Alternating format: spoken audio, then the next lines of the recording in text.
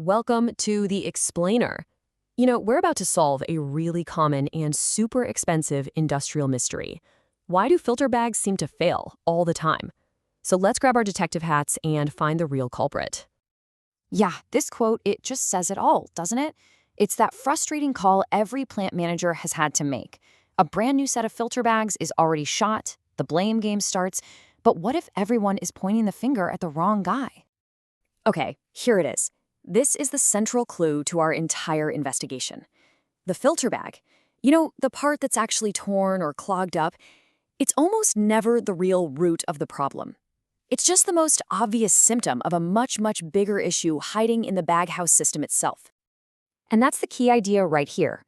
You've got to start thinking of your filter bags as messengers. Seriously, they're the canary in the coal mine, and they're trying to tell you that something else, somewhere else in the system, has gone totally wrong. If you just ignore the message, you're just setting yourself up for the same failure over and over again. So let's kick off our detective work by asking a simple question. Why does the filter bag always get framed for the crime? Why does it always take the fall?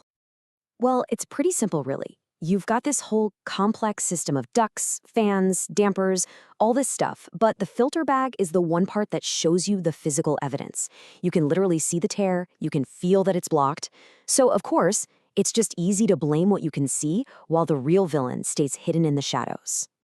All right, let's turn our investigation to what is, hands down, the #1 saboteur of filter bags. Let's meet our prime suspect: bad airflow and gas handling. Airflow is basically the lifeblood of a baghouse. It dictates everything. If the air velocity is too high, it's like you're sandblasting the bags 24/7. If it's too turbulent, the dusts can't even drop out properly. So if you get the airflow wrong right from the start, those bags are just doomed. It doesn't matter how well made they are. Now, check this out. This is a real-world case file. So picture a system running perfectly, totally balanced with a 30-horsepower fan. Then, someone makes a quick fix and swaps in a spare 40-horse fan. All of a sudden, the airflow just goes through the roof, turbulence is a total mess. And poof, the bag life gets cut in half. And who gets blamed? The bags, every single time. And this is the critical point. Blaming the bags in that situation, it's like blaming your car's oil filter because the engine seized after you ran it with no oil. The filter bag didn't create that destructive mess. It was just the first thing to break because of it. It was sending you a big flashing warning sign. Okay, so we've got our prime suspect, bad airflow. But now it's time to round up the other common accomplices in the crime. These are the issues that love to team up with bad airflow to bring a whole system to its knees. So here they are, the rogues gallery of bag killers. You've got leaky doors that are basically smuggling dirty air where it shouldn't be, or clogged hoppers that suck dust right back up, burying the bags alive. Maybe the cleaning system gives up, so the bags literally choke. Or even worse, a sudden temperature spike or a bit of moisture can just wipe out a whole set of bags in a single moment. But it's not always something that's actively failing. Sometimes the smoking gun is a piece of evidence that's been lost or just totally forgotten about for years. This is where the detective work gets really, really cool. We're talking about parts that were engineered into the system for a very specific reason, to protect the bags.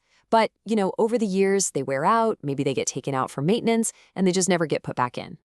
And these things right here are a perfect example. Parts like wear plates and flow baffles, they aren't just random chunks of metal. They are specifically designed to take that high-speed, crazy turbulent air and calm it down before it can slam into the bags and just rip them to shreds. They are literally the bag's bodyguards. So get this, another real-world story. There was a baghouse, and with all its internal parts in place, including a really important flow baffle, it was getting a super reliable 18 months of life from every single set of bags. Everything was working exactly like it was supposed to. But then, someone removed that flow baffle, and it was forgotten. And just like that, the bag life collapsed to just 6 months. That's a 66% drop. We're talking 3 times the cost, 3 times the downtime. Think about that.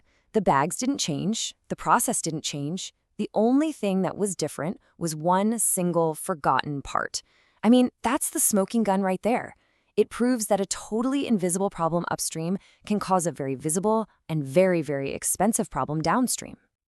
So, after looking at all the evidence, From our prime suspect, bad airflow, to the forgotten clues of missing parts, I think it's time to deliver the final verdict in our investigation. The true culprit, it isn't the filter bag. The real culprit is failing to treat the baghouse like one single, interconnected system. When every single piece, the airflow, the cleaning system, the temperature, the mechanical parts, when it's all working together in harmony, the filter bags don't just survive, they actually thrive. So it's time for a little bit of justice for filter bags, don't you think? They are not the villains in this story. They are invaluable messengers giving us critical intel about the health of our entire system. We have to stop blaming them and start actually listening to what they're telling us. And that brings us to the single most important thing to take away from all this. The next time you're standing there looking at a failed bag, there is one question that changes the entire game. It's what turns you from being a victim of the problem into the detective who can finally solve it. This is the question. Don't just ask, how do we replace them? Ask, why did they fail? That tiny shift in how you think about it is the whole key. It forces you to look upstream, to look inside, and to start your own investigation to find the real culprit so you can finally fix the problem for good.